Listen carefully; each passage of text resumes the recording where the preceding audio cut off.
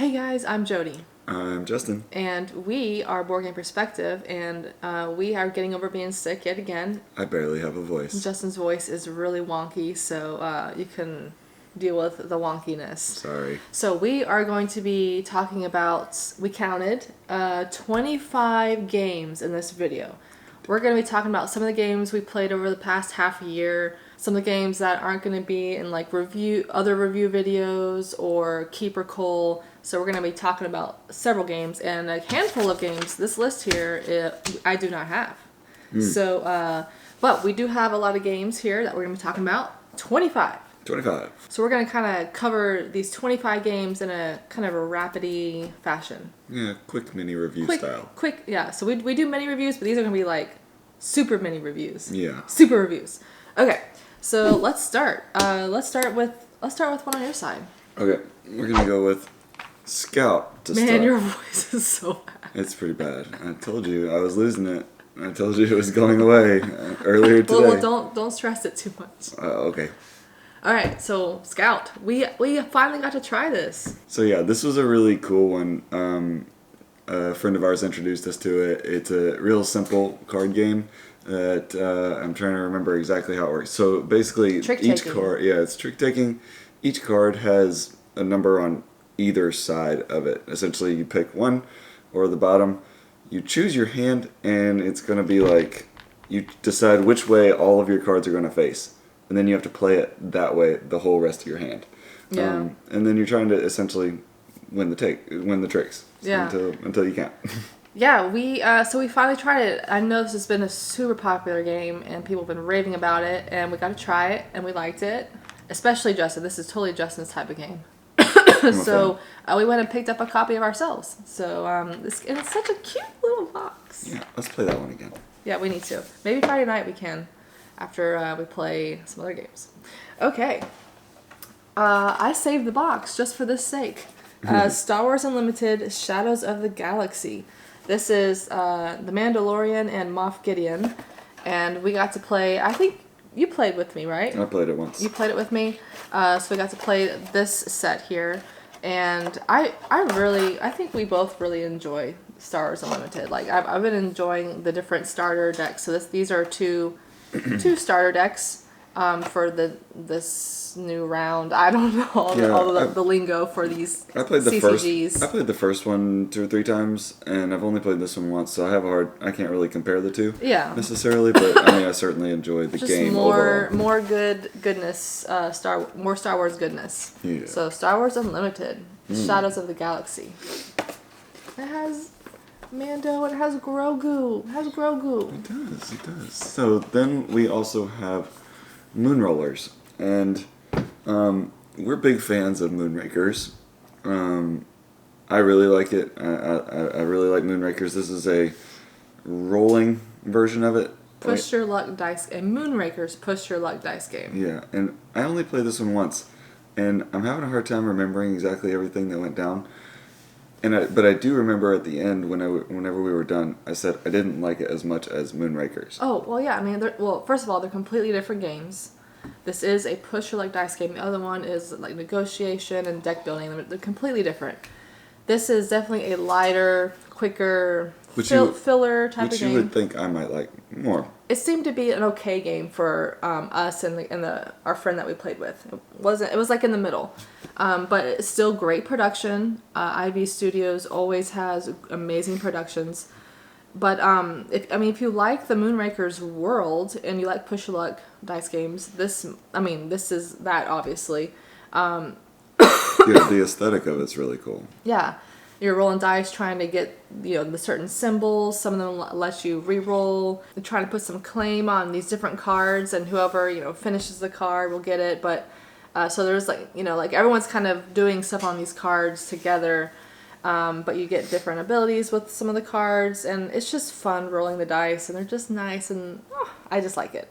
It was a good one. Yeah, Moon Rollers. Yeah. Let's do one on my list here. Okay. So, Slay the Spire. I got to try that. I played it one time, and then we kind of started over again with another group, and we played like the 3 sessions. And I don't really, well, first of all, I know nothing about the video game.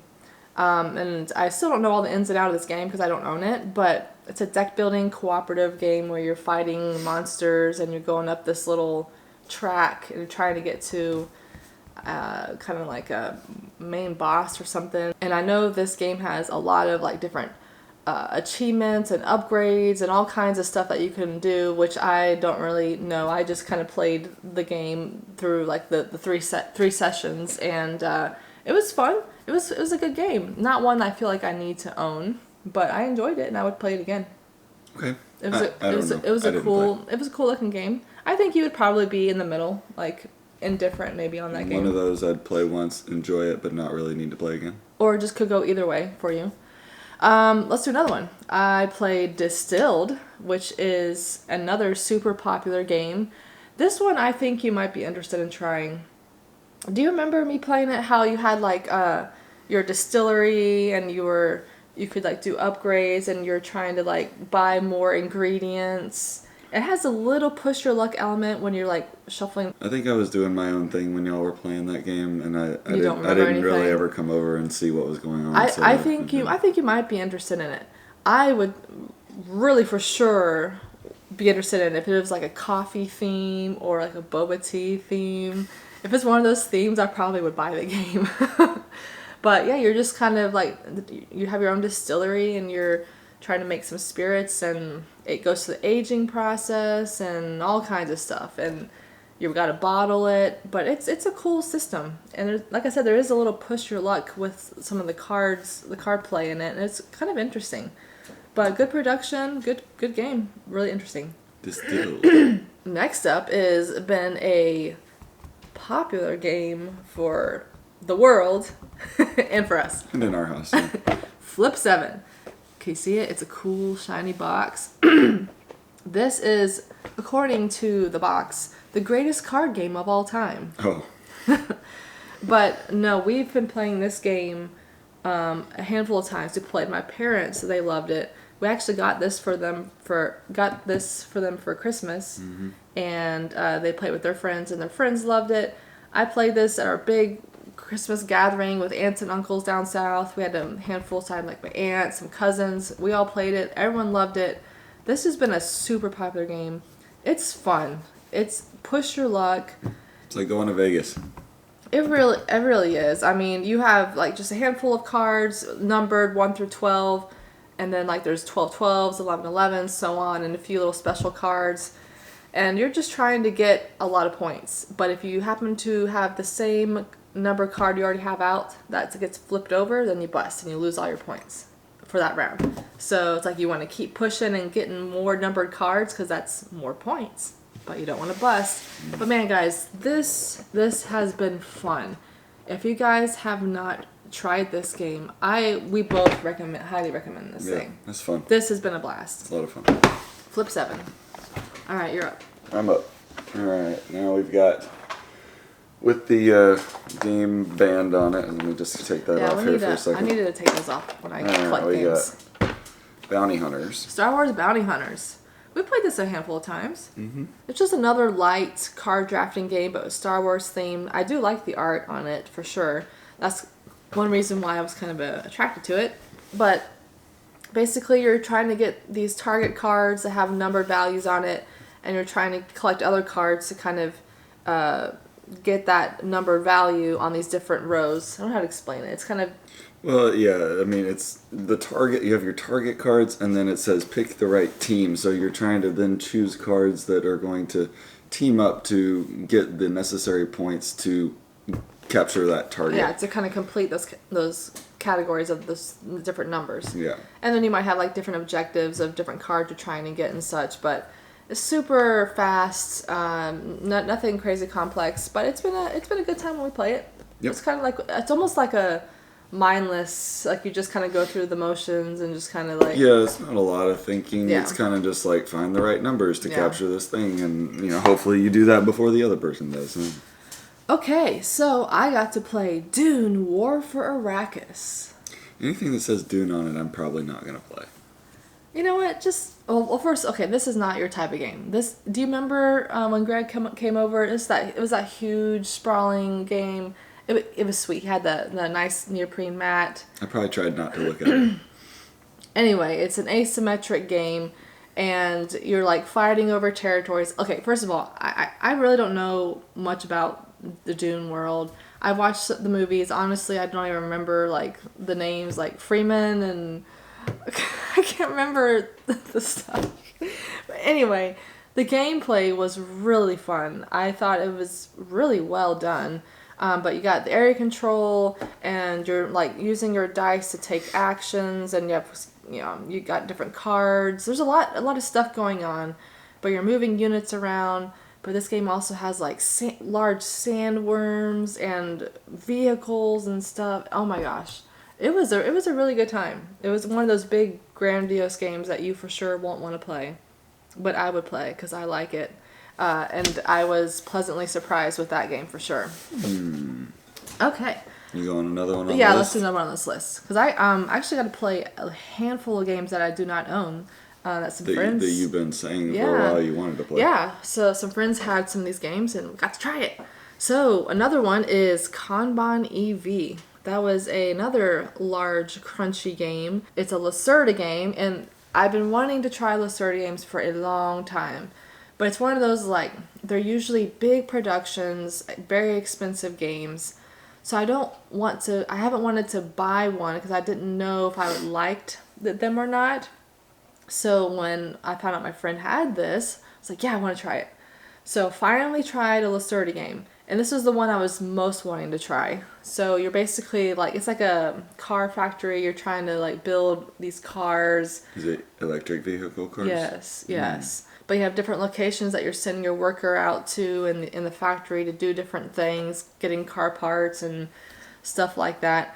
But it's very crunchy. I really did like it, but not as much as I thought I was gonna like it. Like this game was high up on my wish list for a while, but I never pulled the trigger because it's really expensive.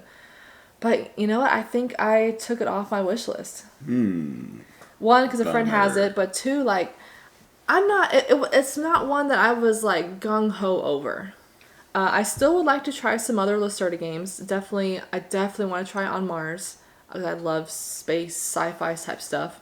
I would try some of his other ones, but I thought it was a good game. I know people rave about it, so I'm still not sure where I am at with Lacerda games. I've only tried one, and it was okay for me.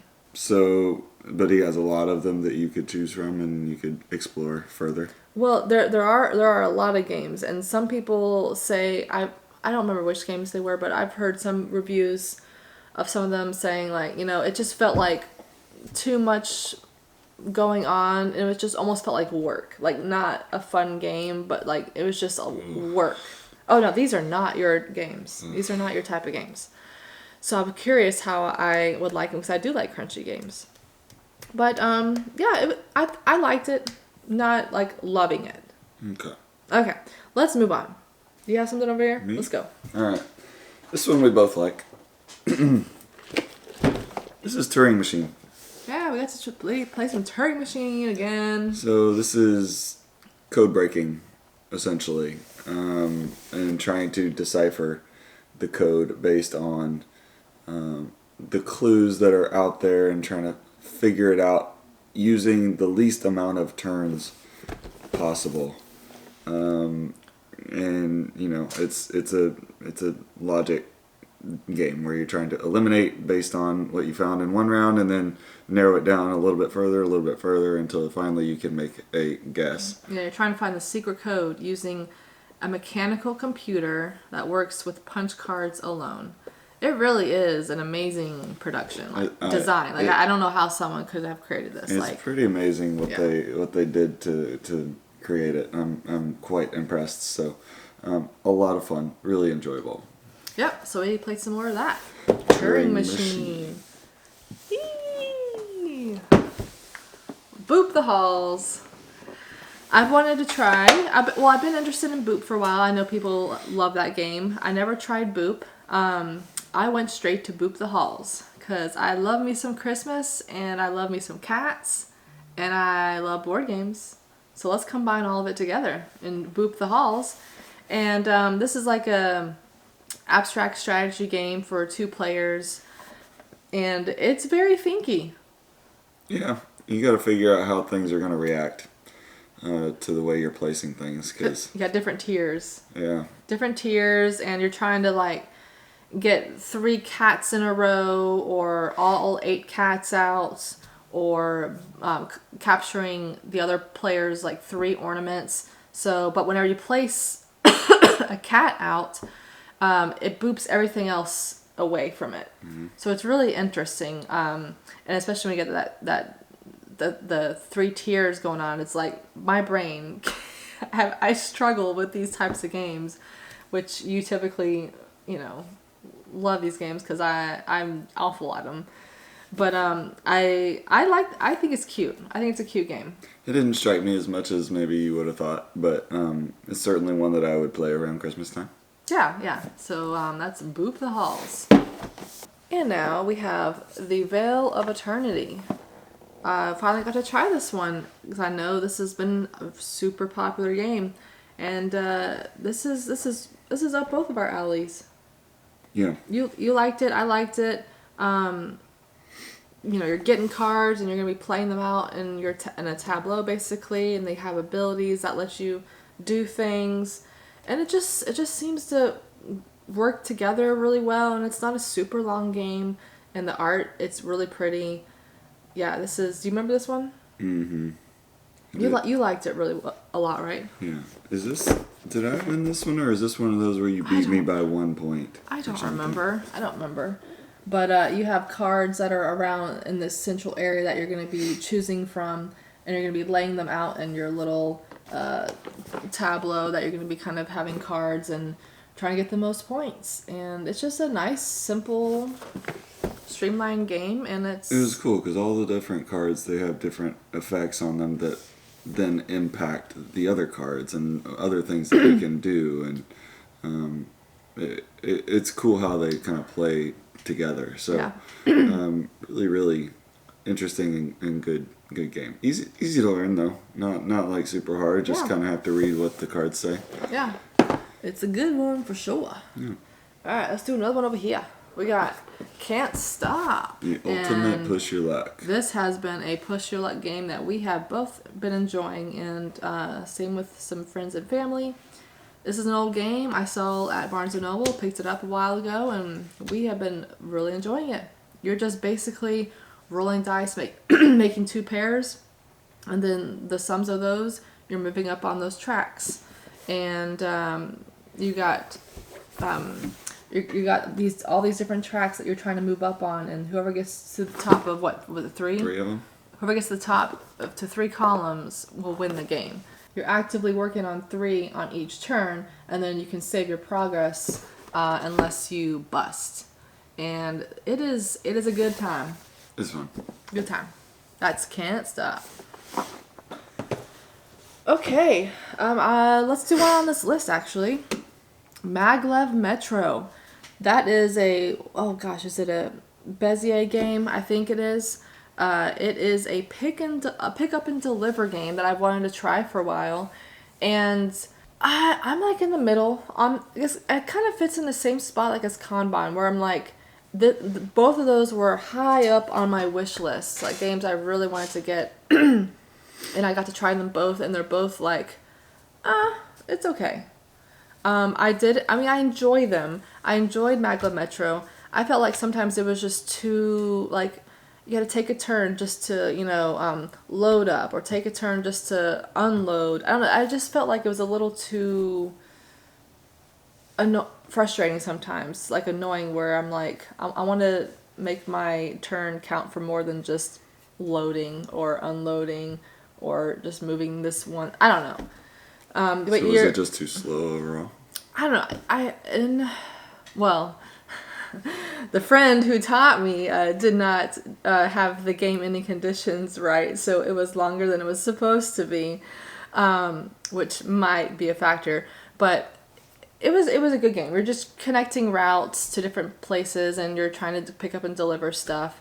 But the production's cool. I really like, you have these little tiles that like overlay on top of the board, and so like each player has their own, and they can overlay and you can see your routes. It's really cool.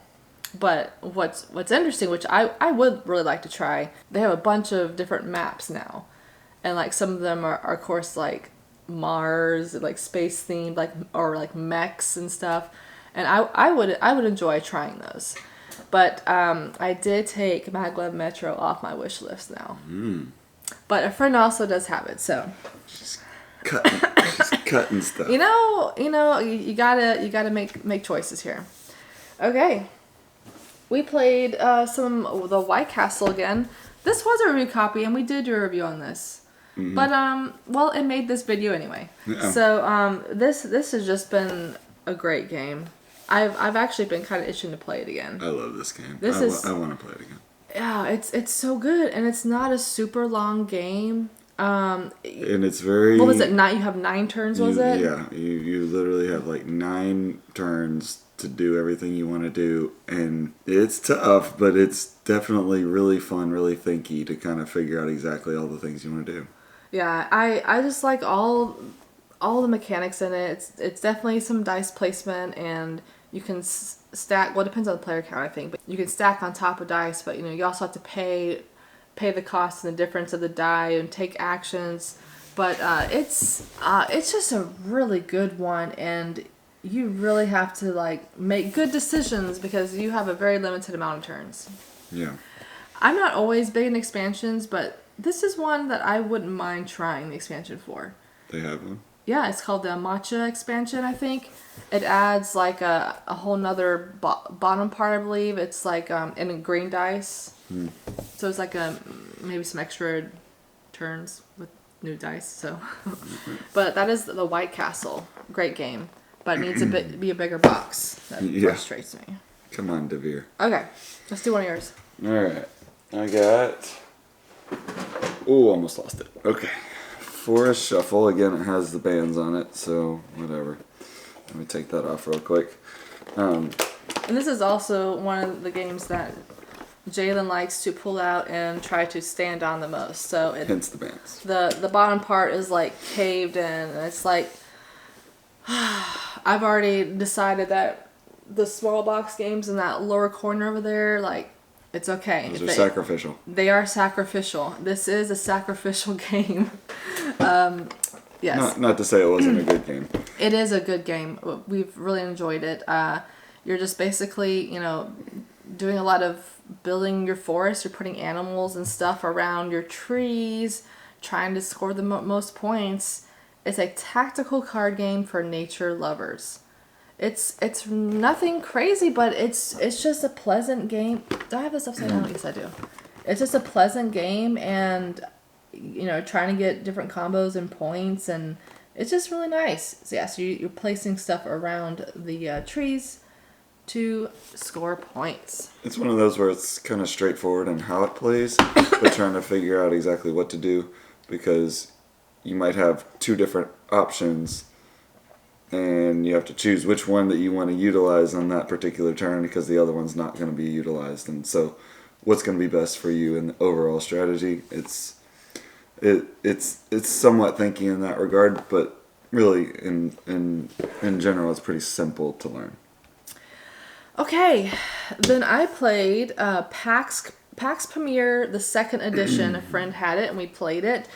This is one of those games where I think you might like it because it has a little bit of like mind game, player interaction, territory, different territories. You're trying to like have different clans kind of control different areas, but it's one of those where like you can kind of change your loyalty. It definitely has that mind game feel a little bit, and just, like, okay, what is this person going to change their loyalty to this clan and like move stuff in, or there's just a lot going on. I don't know why I struggle with these games, but for some reason I still enjoy playing them even though I'm frustrated. It's just this weird feeling I get.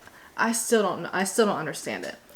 But you're collecting cards, and you're going to be having a tableau cards out that give you some actions, but it is definitely one I think you might enjoy. All right. That is Pax Pamir, second edition. Let's talk about River of Gold. Yeah, River of Gold. It has a similar, not exactly, but has a similar look and feel, in my opinion, to Igizia Shifting Sands, in the sense that there's a path that you're going down and you're taking actions as you go down. That's about it. But so for me, I would say that those two are kind of similar or equal in my mind. So I could go either one. Jody would like River of Gold better. So. I really like that game. One, it's really cool. Okay, first of all, I can't stand gold.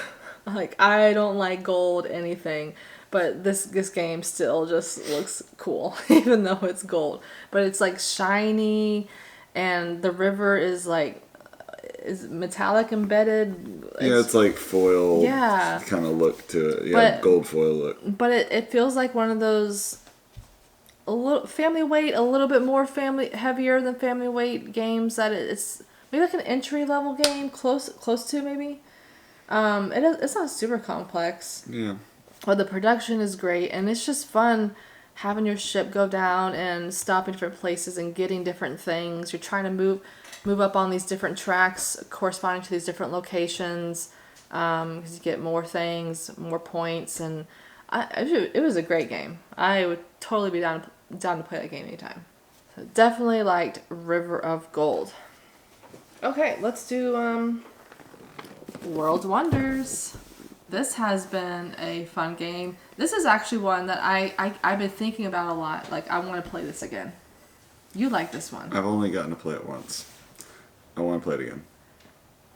It was really fun. It was so good. I'm not like the best and don't absolutely love polyomino games, but this one I really enjoyed. I loved all the different monuments you can build. That was what made this game for me. Like you're trying to connect things with roads and such, but there's different criteria for these monuments, but you can build all kinds of different cool monuments. And they're in the box they're like these wooden miniatures. So what were some of them? Like the 3 pyramids, I don't even know what some of them were. I've forgotten, but I mean, you got Machu cool. Picchu, and you've got like this pagoda, and the other pyramid from Chichen Itza in Mexico, and others. I think the Parthenon's on there or something. So there's a lot of, or was the Great Wall also on there too? I can't. I think there was some Great Wall in there. Yeah. It's not easily accessible, but there was just a lot of really cool minis. And the Colosseum. So yeah, it's one of those games that for me that kind of ticked a lot of boxes because I like polyomino games, the kind of puzzly nature of that. I like culture stuff and like monuments and things like that from other countries and I don't know, and the history of those things. So I thought it was really cool. Yeah, I'd be interested in that expansion because it just adds like more monuments. I think it adds some other stuff maybe, but I think it's primarily adding just more monuments. And when you're done at the end, it looks really cool because yeah, you got all these monuments on your board and stuff like that. It's like I don't care if I win or lose. I just want to build that monument and have it on my player board. Yeah, it's cool to see what you build at the end. Yeah. Okay, we played Santa's Workshop, which we do have, but a friend is borrowing it at the moment. Mm-hmm. We of course played that around Christmas time. That's one you beat me by 1 point. It is. Jeez, yeah. That is just a good basic like worker placement game with the Christmas theme. I think it's so well done. Like, and there's 2 different modes you can play. We played the advanced mode, but you can, place ornaments on the trees, and you're trying to collect parts to build toys, and you can collect different reindeer, and you got to spend coal to, do stuff. And I just think it's really well done with the theme, and it's a good, solid gameplay. Mm-hmm. So, always one that I would like to play around Christmas. So, and we did. That is Santa's Workshop. Sea Salt and Paper, I finally got to try. That's one that I wanted you to try, but you didn't feel up to it that night. It's a small box card game. Maybe we can play it Friday night, maybe, if our friend brings it. We'll see. It's like a set collection game with a few little twists, and I think you might like it. I also think you might like the art. It's like an origami style art on the cards. But like I said, it has a few little twists, few little combos you can do, but it's mainly kind of like a set collection game. Nothing crazy, but I think it's one that you would enjoy. Really? See, it's on paper. Do you have any more games over there? I got 2. All right, let's go. This one. This one we played with our little one. She got to throw dice, and she loves it. She, when we have this game out, she is like obsessed. You have to prevent her from getting on the table. She wants to constantly get up here and get the dice. Dice! Dice! She wants to constantly roll it down this here thing. And it's super fun and simple. You have your set of dice, other people have their set of dice, and what you're trying to do is go through the round by flicking them down, and whatever number you roll on your die, it lands on the multiplier, and that is the amount of points that you get for that dice. So once the round is completely over and everybody's gone, everybody totals up what's remaining there on the board, and that's your score for the round. yeah. It's really lighthearted, Just fun, party-ish type of game. Yeah. But it's just been fun because that's one that she's no longer 1.5. She's not 2. She's like in between. 21 months. She likes to play. I mean, obviously she doesn't know exactly what she's doing, She's but just throwing dice. But she'll like flick it. Like it's quite entertaining. But she is obsessed with this. Yeah, try and pull her away when. Oh no, yeah, fits when we try to get her to stop. We had to buy her own like special toddler dice to help. Oh my gosh, but she loved that game, and I enjoy it a lot. Tumbling Dice. Tumbling Dice. Last one on this list is Wonderland's War, which you did not play, but I remember I pulled you over. It was that, of course, another big sprawling production, but had that big tray of all these different like poker type chips, like War Chest. All those, you remember? Oh, that's sad. Anyway, it's one that I'd be curious what you would think about it. It has area control on the main board, but you are basically doing some bag building, which we both really enjoy that. Mm-hmm. And it's with those really cool high production pieces, and it's just fun. It's bag building, and you're flipping over stuff in your battles, and the production's great. Of course, the friend we played with had the really nice Kickstarter version with the blinged out, deluxe chips that I'm talking about. But I was really surprised that I liked this game. This was one that I've heard people talk about. I'm like, I'm really not into the theme. I was like, yeah. And our friend wanted to bring it over and play. I was like, okay, I'll give it a try. And I was pleasantly surprised. I would totally play that again, and especially with those really cool pieces. I really like bag building games a lot. Yeah. That's on this list. You have anything else over there? Yeah, one more big one. Go. This is you. I got to play Ticket to Ride Europe with some friends from college. We had a little tiny reunion with some housemates from college, and we played Ticket to Ride Europe. And it's been a while, and I still like classic Ticket to Ride. I actually been wanting to play our copy because it's like an anniversary edition, so it has some really nice trains and such. But definitely like Ticket to Ride. It's a good classic game in my opinion. Yep. I think we only have one more. We saved the best for last. Did we? Oh. Yeah, that's what she says. We'll just put this over here. Might as well. He's gonna go to sleep behind the box. I got in some more plays of Voidfall. I really like this game. Now, the last time I set this up though, I was a little frustrating. It just took a little bit too long. Big epic space 4X game, more Euro style. And I got to play with some friends a couple times I think, and I really enjoy this game. I have yet to try it at a high interaction scenario. Like you can pick your different scenarios to play, and I've always played with like medium level player interaction where you could actually like battle each other.